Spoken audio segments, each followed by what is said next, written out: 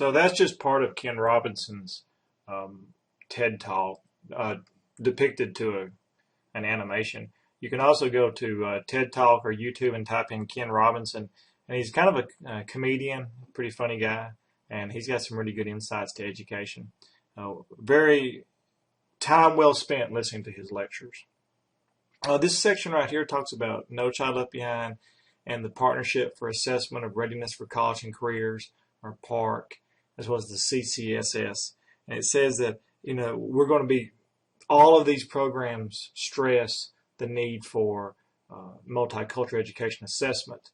But also it makes a point right here, it says as of 2015, only 12 states were implementing the CCSS model. And by the end of 2015, as we know, No Child Left Behind and Common Core has been eliminated from federal grant funding. So it's kind of still in flux. So hopefully they won't get rid of multicultural education. Right here it says, in good academically diverse schools, the teachers and the school administrators have high expectations for all students. So expectations are always high. So multiculturalism also stresses the need to have high expectations.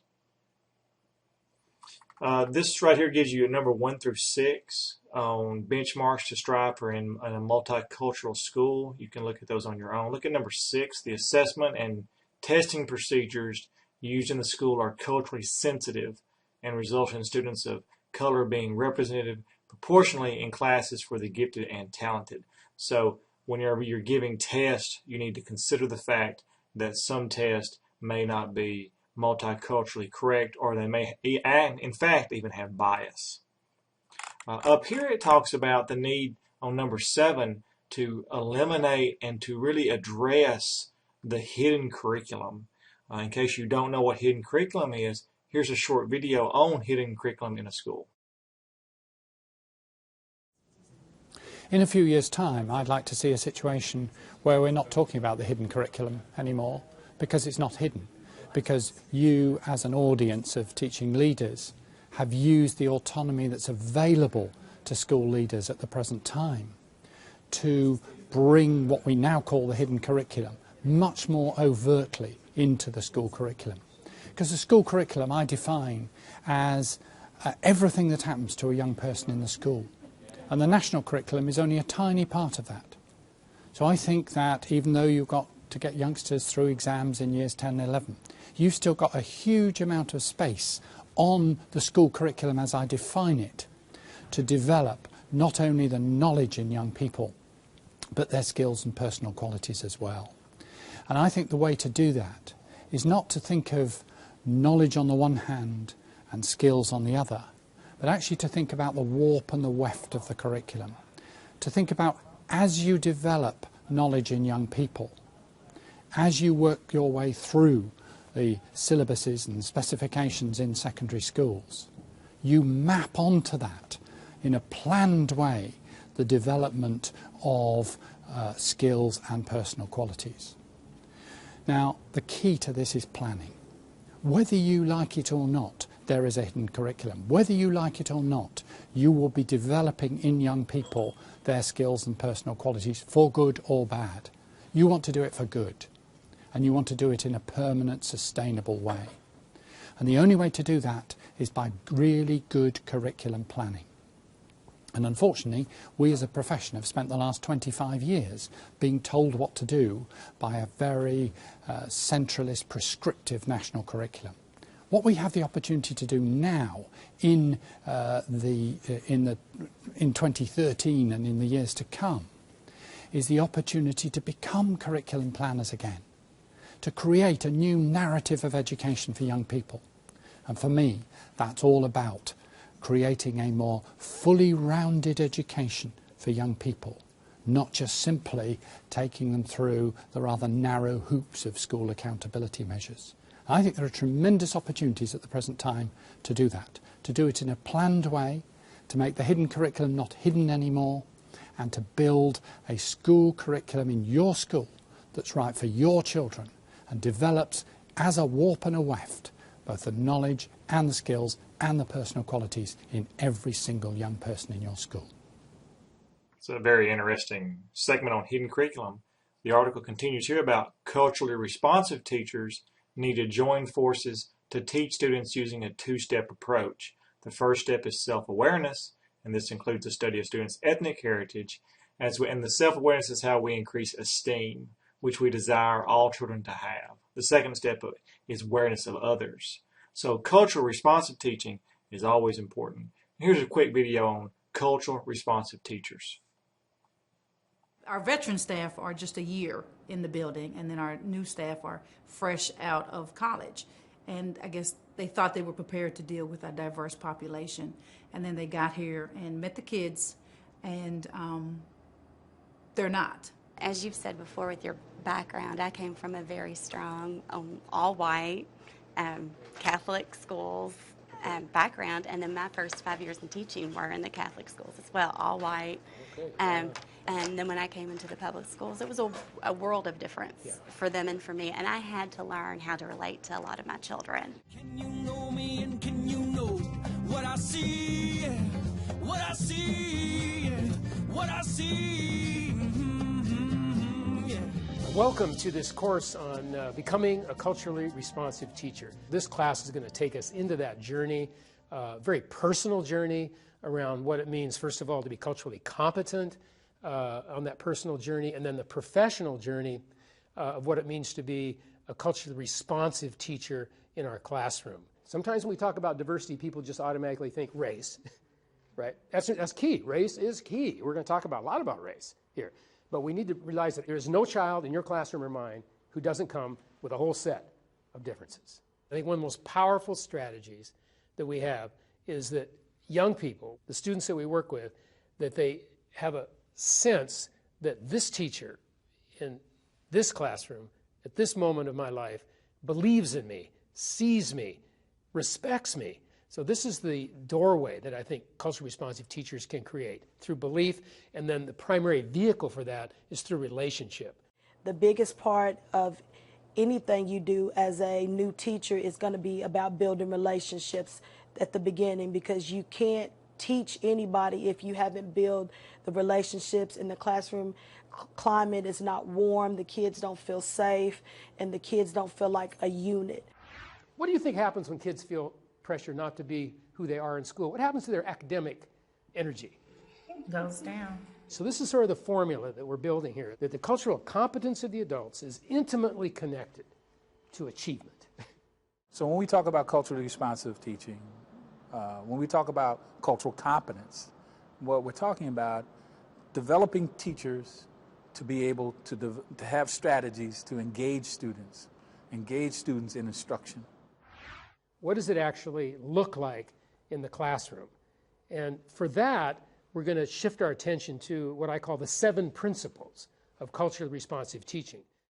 It's building the relationship with them the minute they walk in the door, checking on them, making sure they're okay, listening to the little one talk about her boo-boo that she had on her elbow, just listening to their stories, and then making sure they all feel safe and know that it's a safe environment for them to get started. Good morning, Genesee.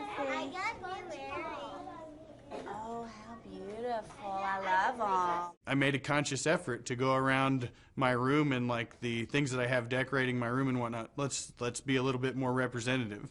So I have 27 different countries to choose from that I can plaster my walls with. But then I also involve the kids' personal cultures too. I have graduation photos, prom pictures. At the beginning of the year, I allowed them to come up with the rules of engagement. That's what we call it. Okay, we have rules of engagement. And they emerge from them. They help manage that. Okay. Okay, what works best? What looks best in group work? Yes. As a teacher, as your teacher, what do you need? What do you want from me? I think we as teachers get wrapped up into what I have to teach them, what standard I have to give to them.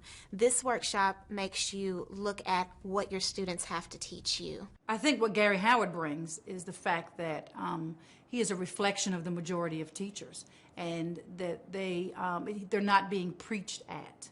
They're being talked to about looking at teaching and culturally responsive teaching from a different perspective. My mindset totally changed in how I could use that diversity to my advantage and use it to enrich the learning that was going on in my classroom and my school. I'm from the children who fight and hate I'm from sagging pants with hustlers filling them. I'm from struggle to wealth. I'm from where everything costs. I am happiness. I am success. I am Renee.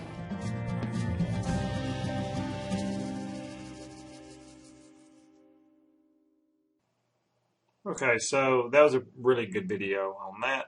Now we look at it talks about Banks shared 8 benchmarks educators should use to maintain an effective multicultural school.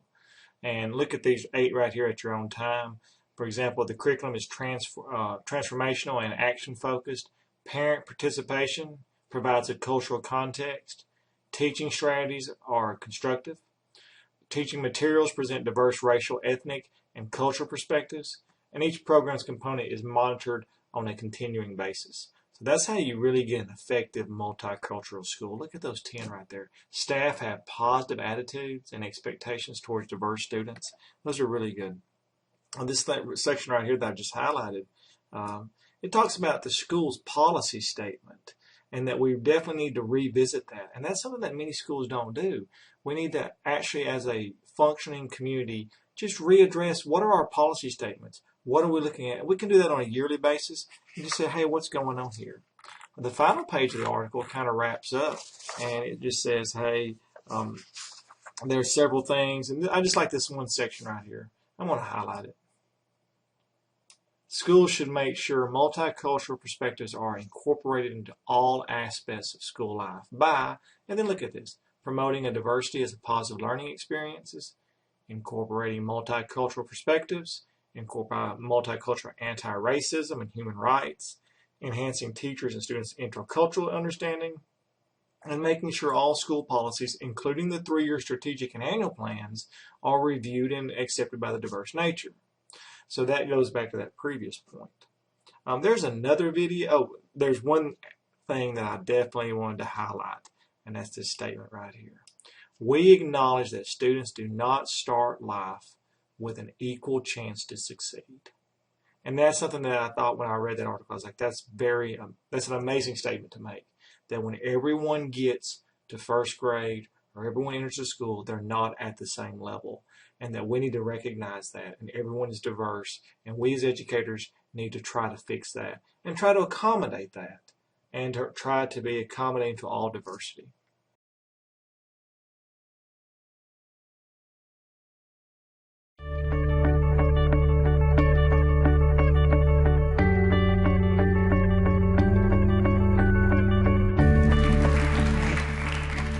So it's important for me to say that I am here as a parent guardian from the Denver Public Schools, and I just want to thank the organizers for inviting a parent voice into this venue. I really appreciate the opportunity. I also just accepted a job with the Adams 14 school district, so I got to do a little shout out for Adams 14. You know, most TED Talks talk about a new idea or a big idea. I'm talking about a really old idea. It's been around for decades. I'm talking about multiculturalism. We were talking about it in 1978, and we're still talking about it today. Because it's been around for such a long time, it can mean different things to different people. So I want to talk about some multicultural practices that I'm not talking about today.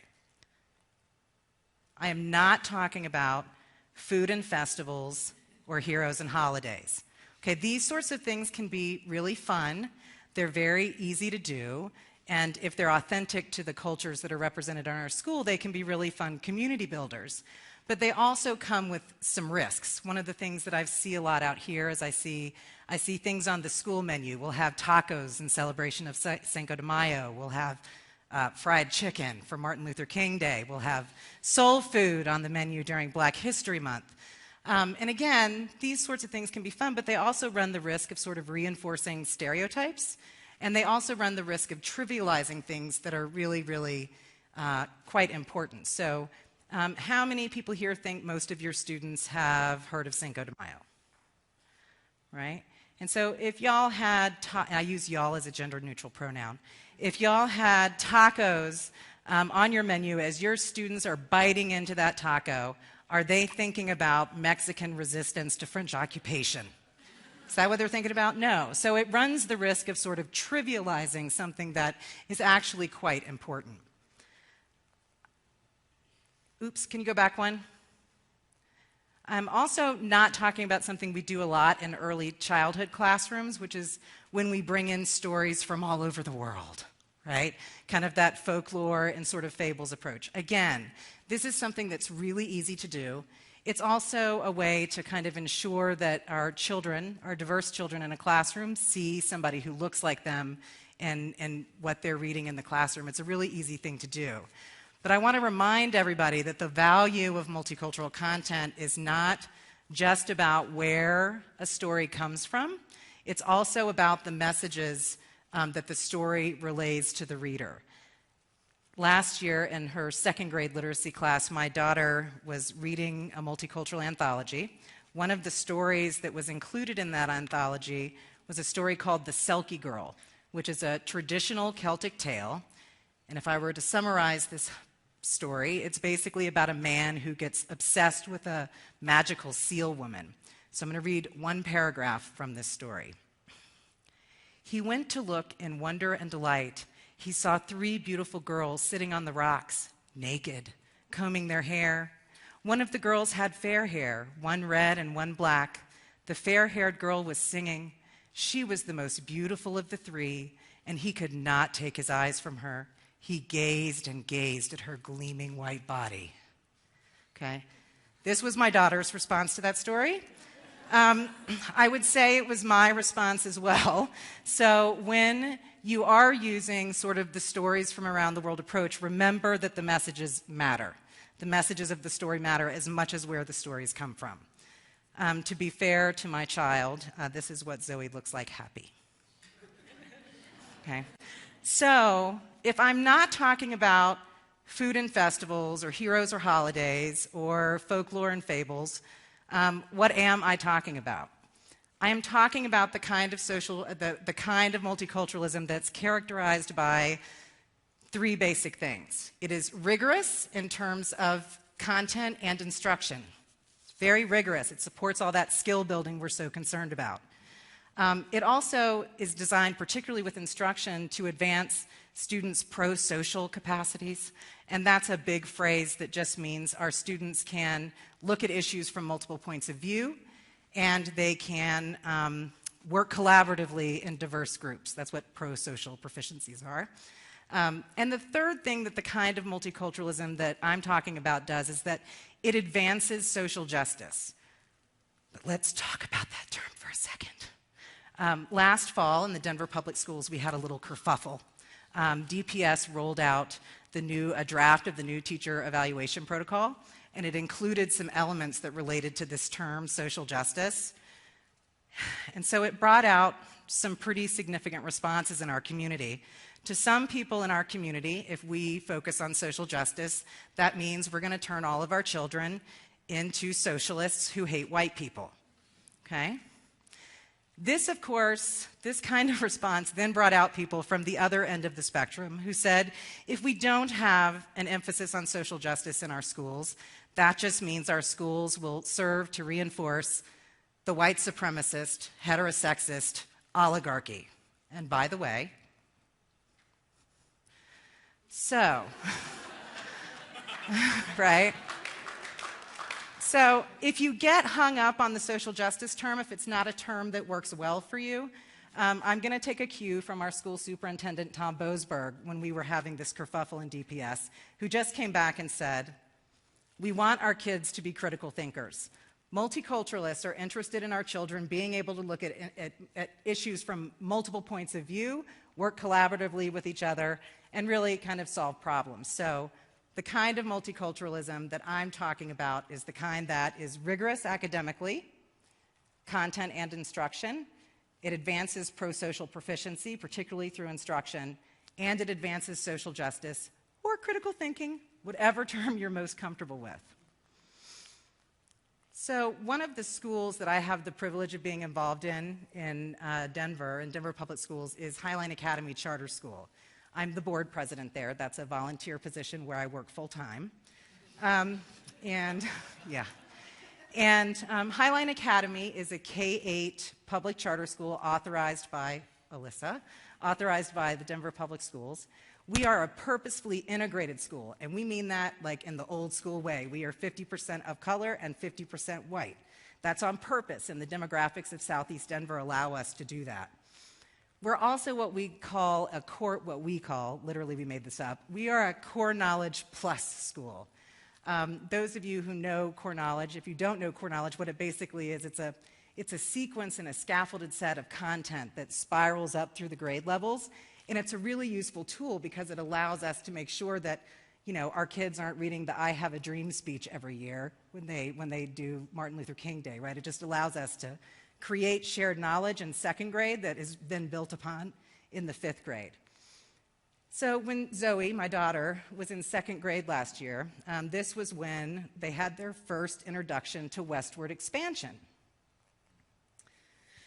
And it was, now Highline has, we're a core knowledge plus school because we supplement our content a lot to make sure it meets the needs of our diverse learners. And when Zoe got into this westward expansion unit, it was a whole bunch of O Pioneer, wagon trains, river boats, trains, and very based sort of in this manifest destiny mentality. And that is a perfectly valid way to teach westward expansion. It really is, because westward expansion was really, really good for a lot of people, and we probably would not be here today had it not unfolded the way that it did. But westward expansion was not good for everybody. And I was really worried that Zoe was only getting sort of half of the story. And so I sat down and I thought to myself, okay, what is it I really want her to know by the end of this unit? What do I want her to be able to answer? And I wanted her to be able to think about how can progress be both positive and negative? That's really what I wanted her to be able to reflect on with this unit. And so we supplemented a lot. We brought in the core knowledge sequence, for example, includes a short story that's told from the perspective of a pioneer girl who's going out on the road, right? And so we Venn diagram, early grades teacher's best friend. We did a Venn diagram activity using a story about a Bitterroot Salish girl who was being forcibly removed from her home. That was one way. We brought in fiction, nonfiction. We brought in poetry from the Choctaw. We brought in, an important thing that we brought in were resistance narratives, because when you teach history, particularly this episode of history, it's almost like it's a foregone conclusion. But there was massive resistance to policies of Indian removal. We certainly taught some of the resistance narratives from Native America, but we also made a point to do resistance narratives from white folks. The ladies of Steubenville, Ohio, a group of Quaker women who wrote to Congress asking them to be more equitable. A U.S. senator who gave a 6-hour-long speech on the floor of Congress asking folks to reject the Indian Removal Act. We brought in lots and lots of different things. And by the end of the unit, my child and many others could answer, or at least reflect on, write about that essential question. In what ways can progress be both positive and negative? They used all of their skills, their reading skills, their writing skills. We had mapping activities for geography. We had graphing activities for math. It was all sort of skill-based. It was very rigorous. For my child, she was really transformed, I would say, by this unit. It really sparked a passion for her. I took at least 3 trips to the Bookies, which is our little independent teacher bookstore in Southeast Denver, to get her nonfiction books about Native America, that kind of thing. And then she did the most incredible thing. She asked us to do something over spring break. She didn't want to go to camp. She didn't want to lay around and play video games. This is what she wanted to do. She wanted to go see the site of the Sand Creek Massacre because she had read about it in some of her books. So she was really, really motivated by this content. And you know that you're getting it right when the kids are doing it on their own time. You know you're getting it right. So between 2nd and 3rd grade, Zoe changed schools. She is now at the Denver Green School, which is, when it's fully enrolled, it'll be a K-8. and it's an innovation school, which means it's a traditional DPS school, but it's got its own kind of thing going on. It does have an environmental, if I could get some water, that would be helpful. It does have an environmental focus, but it's really built around around principles of sustainability. And it's a little different than environmentalism. So for example, they are really interested in teaching children about the healthy commons. How do we protect the healthy commons? Thank you. Oh, much better. So, the idea of the healthy commons is there are things that we share in common, right? We share the earth, we share the land, we share the water. How do we work collectively to protect those things? So Zoe goes to the Denver Green School, and wouldn't you know it, they're teaching westward expansion in the 3rd grade, right? And I'm like, oh, really? Because we just did this, and we just did it really well, and it was awesome, and now she's going to sit in class and do it all over again. Well, Cartel Jacat, her teacher, definitely did lay down some background knowledge about what happened for Native America and the pioneers and that sort of thing. And then Mr. Jacat did something that rocked my daughter's world. And it rocked my world, and it's very Denver Green School. He taught the unit from the perspective of Buffalo, right? And if you think about multiculturalism being about inviting multiple perspectives, think about the power of children looking at westward expansion from these 3 frameworks. It was really quite a beautiful, it was a really beautiful and exciting thing for my daughter and for me, and hopefully for all the kids. So I just want to ask all of the educators in the room that when you think about doing multiculturalism, please don't stop with heroes and holidays, food and festivals, folklore and fables. Please don't stop there, and maybe don't even start there, because there is a wonderful way to do a kind of teaching and learning that is going to build those academic skills you care about, that's going to allow children to really look at issues from multiple perspectives, and that is going to enable them to sort of think very critically. And doing multicultural education, really, at the end of the day, is about empowering our children to be really prepared to participate in our diverse democracy. Thank you very much.